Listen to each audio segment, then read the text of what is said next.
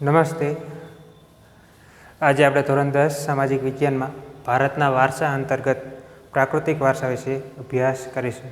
પ્રાકૃતિક વારસા વિશે આપણે અગાઉના વિડીયોમાં થોડીક માહિતી મેળવી. હવે આપણે પ્રાકૃતિક જે વારસો છે તેની અંદર જે બાબતોનો સમાવેશ થાય છે તેના વિશે થોડીક માહિતી મેળવીએ. તેમાં સૌપ્રથમ છે ભૂમિ દ્રશ્યો.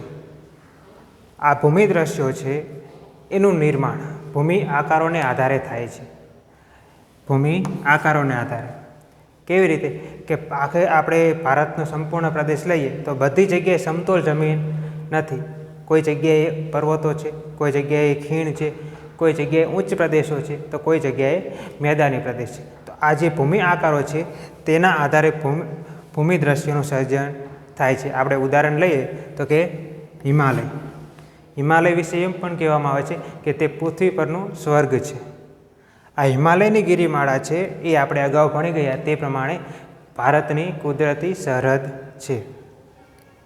હિમાલયમાં આવેલા વનસ્પતિઓ, ખનિજો, શિખરો એ બરફથી છવાયેલા રહે છે, જેના કારણે ઉત્તમ પ્રકારનું એક ભૂમિદ્રશ્ય સર્જન પામે છે.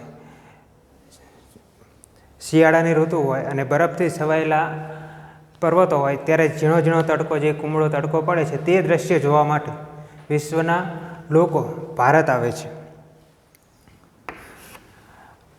હિમાલયની પર્વત ગિરિમાળા છે તેની અંદર અલગ અલગ યાત્રાધામો પણ આવેલા છે, જેવા કે અમરનાથ છે, કેદારનાથ છે અને બદ્રીનાથ.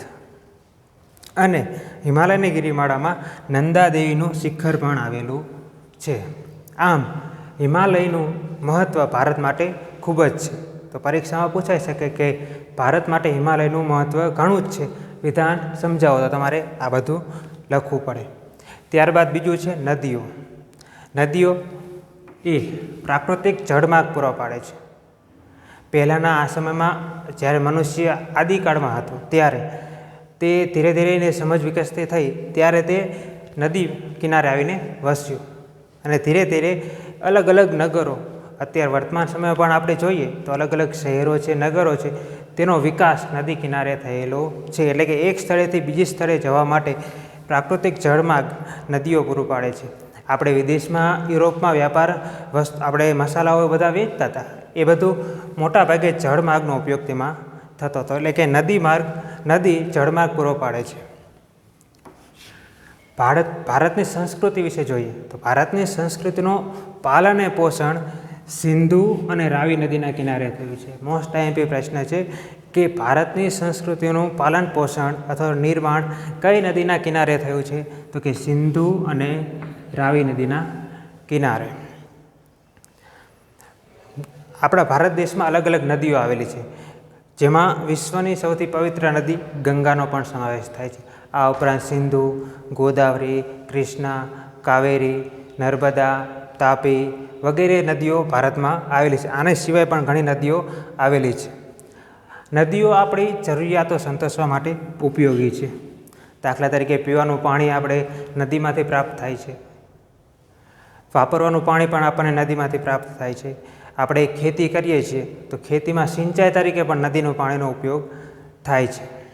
આ ઉપરાંત આપણે ઉત્પાદન પ્રક્રિયામાં આપણે અલગ અલગ પ્રોડક્ટ્સ બનાવીએ છીએ તો એ માટે પણ નદીના પાણીનો ઉપયોગ થાય છે.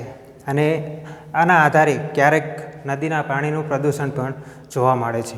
નદીઓ દ્વારા મનુષ્યના જીવન સમૃદ્ધ બન્યું છે. ભારતનું લોકજીવન છે એ સમૃદ્ધ બનવા પાછળનું કારણ નદીઓનો પણ ફાળો રહેલો છે.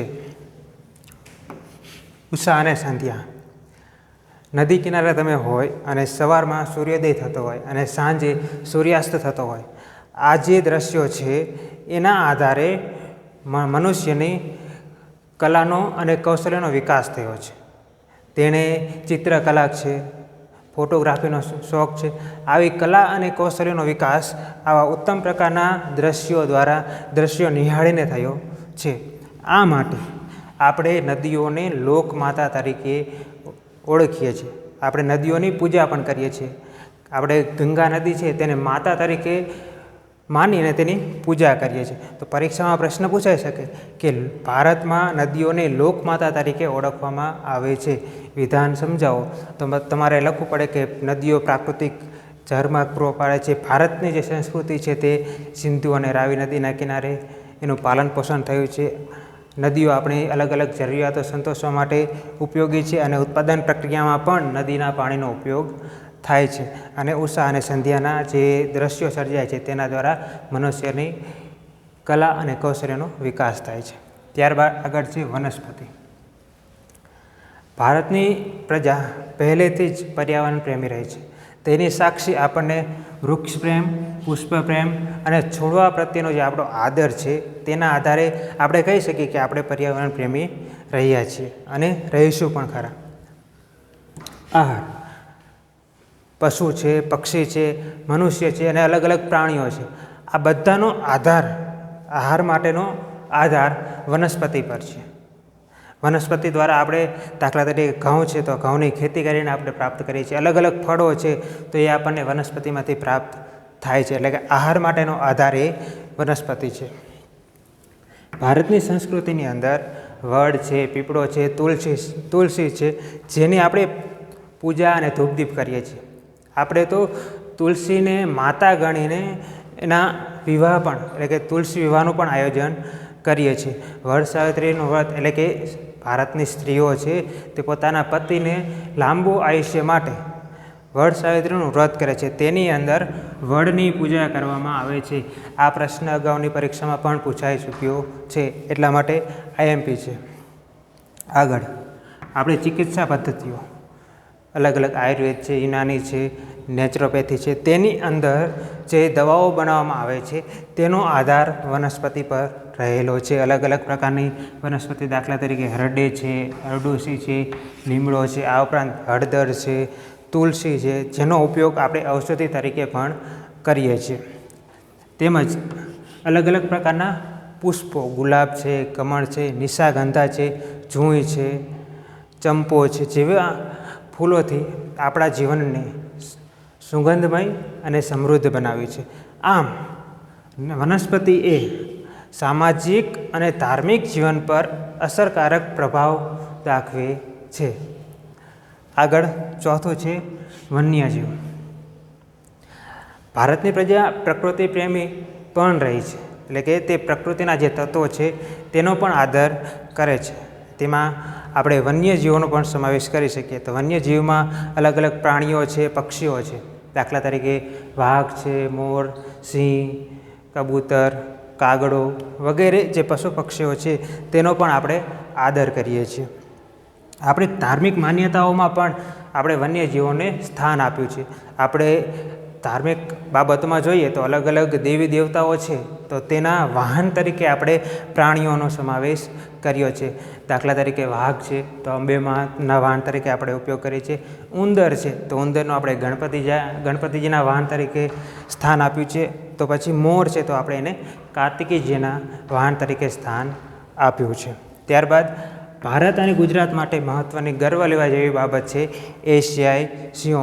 પૂરા વિશ્વની અંદર એશિયા ખંડ છે તેમાં એક જ સ્થળે જે ગીરનું જંગલ છે ત્યાં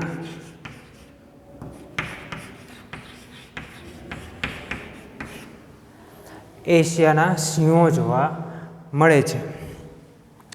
આપણે ભારતની જે રાષ્ટ્ર મુદ્રા છે તેની અંદર પણ પ્રાણીઓનો સમાવેશ છે. 4 સિંહો છે. આપણે સામાન્ય રીતે રાષ્ટ્રીય મુદ્રા જોઈએ તો આપણને 3 સિંહો જોવા મળે. એક સામે, એક બાજુમાં અને એક આ બાજુ, ડાબી અને જમણે.